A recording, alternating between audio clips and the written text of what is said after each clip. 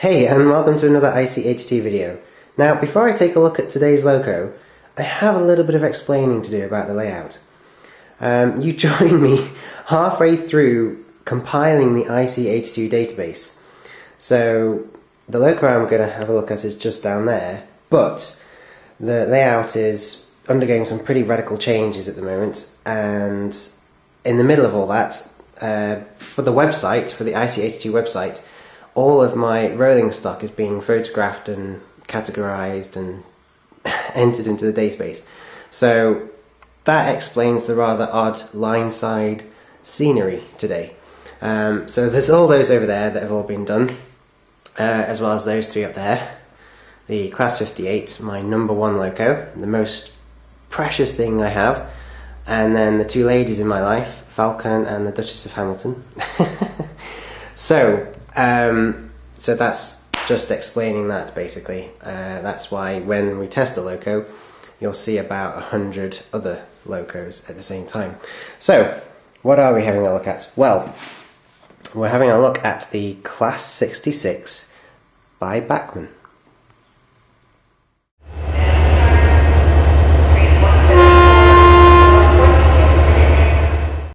Okay, so here we are with the Class 66 from Bachmann in a beautiful EWS livery, number 66209, as you can see.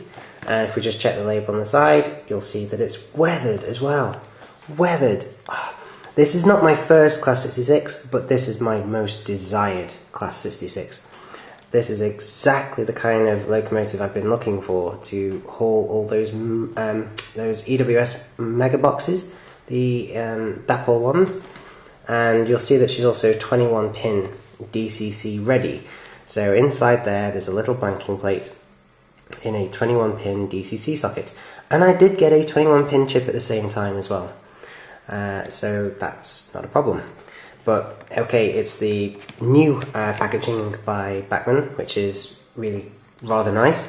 You've got a brief bit of information there on the locomotive, so it talks about how it was related to the Class 59, it talks about the operators that used it, such as Freightliner, GB Rail Freight, Direct Rail Services, and etc, etc, etc.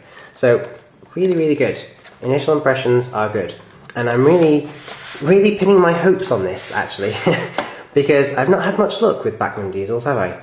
You know, the Class 25, its bogie fell off, and the controller was absolutely cream crackered, and then I didn't have very much luck with the Voyager, and I was annoyed with the Class 150. So I'm hoping that this Class 66 in this block of ice, look at that, it's not really ice, but it looks like it. I'm hoping that this locomotive is going to set the record straight and make me impressed. I'm sure it will. Okay, so, but I'm going for that. I can't, you need to open it first. So if we slide that off, I can get at these little accessories here, which look like extra bits of detail and a coupler. Okay, that's interesting. So let's put them to one side, lift up this top, open that. This is where I could do with a third hand, but if I just hold those out of the way, there we go. Saved from the jaws of plastic. So let's just get rid of that. And get rid of that. Wow. Okay. Yeah. I'm impressed. That's impressive. I don't know what to say. And it's not very often that happens. But that is just one amazing locomotive. No, well, initial impressions, as I say, the first thing you notice is just how heavy she is, which is really good. We like weight. There's no traction tyres, so all that weight is going to help push the locomotive down onto the tracks and give it traction as it pulls its rake of wagons. And the weathering effect, just look at the weathered effect. You can obviously tell that it's airbrush, and it's been applied ever so gently to the underframe and to the bogies, to the axle boxes. I know what they are now. I'm learning. It's been applied to the buffers, and obviously it's even been applied to the slimline tension lock coupler that we have there. And they've even put a little guy in the cab, which is rather interesting. I don't know whether he's sat at the front or at the back. Well, to be honest, there's not really a front or a back, is there? Not really. I mean, look at it. It's designed to go in either direction quite happily. You can see there that there's a NEM socket for another coupling, and then there's this, what looks like a knuckle coupler at the front of the locomotive as well. Oh gosh, just look at that detail. Look at the windows, look at the lights. I'm hoping that some of those lights are going to fire up and burst into life when we put it on the track. I'm sure they will. I'm sure they will. But look at the roof. And it's not often you can get excited about a roof. That sounds strange. But just look at the grille detail. Just look at that. You've got a grille over a grille. It's just, I mean, you know, there's so many models, there are so many locomotives where that would just be gigantic pieces of moulded plastic. But it's not. It's not. It's real. It's a real grille. Well, it's obviously not a real locomotive. There's no fumes that come out of there or anything. But it's very lifelike. It's very realistic. This is obviously all part of the exhaust system. Yeah, it's just beautiful. 10 out of 10 for detail. I can't fault the detail at all. Trust me, I'm looking. I'm trying hard. There's probably somebody out there who has recognised that actually that logo there needs to be 2mm to the right. Fine, okay. Yeah, well, if that is your only problem with it, then I think she's pretty impressive, isn't she? And that is probably spot on, actually. It's probably exactly where it needs to go. So we've looked at the weight, we've looked at the detail, we've looked at the weathering, and it does just blow me away. It really does.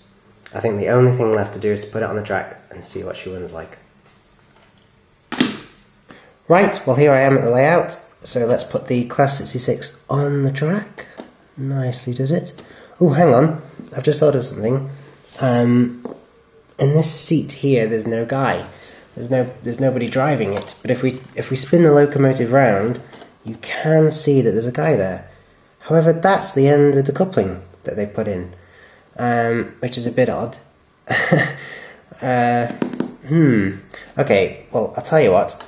I'll run it this way with no guy, with nobody there, nobody driving. It's just a ghost. But I will leave the coupler in at the back, and we'll get some nice shots of this front, which has got no coupler on, as it goes around the layout. So, because that should be quite nice, that should be quite good. Okay, power is on, direction is set. Here goes nothing.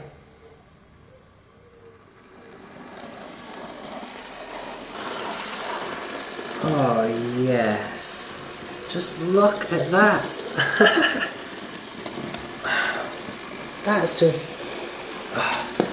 it's beautiful. This is the first time she has ever ran. And look how smooth she is.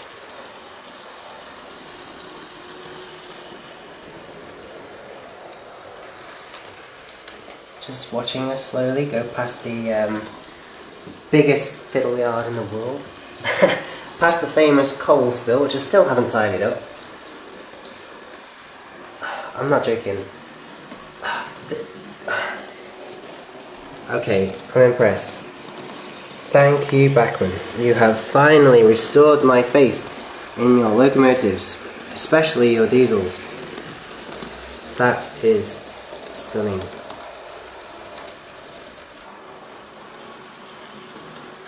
She purrs like a kitten. Well, no, she purrs like a tiger, actually.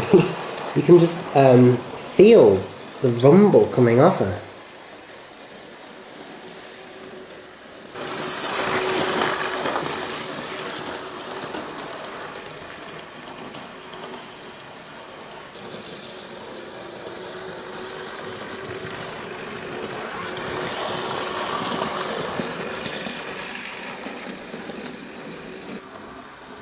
Okay, here she comes, here she comes. Watch for the headlights. She has got them. Look, see? There's the headlights. And there are the tail lights. Wow. Okay, you have to see this. OMG. There's even a cab light. I'm not joking. I'm going to try and show you. Did you see it flickering then? Okay, well it's hard to see it. But honestly, it is there. It does have a cab light.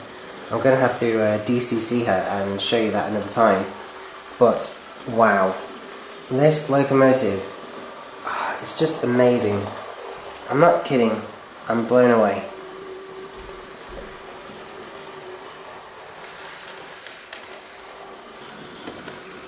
I'm not joking. This Class 66 is amazing. And the perfect locomotive to haul my rake of EWS megaboxes. If you would like to see her haul this rake of EWS megaboxes, click like. And if I get 82 or more likes, then I will do the video.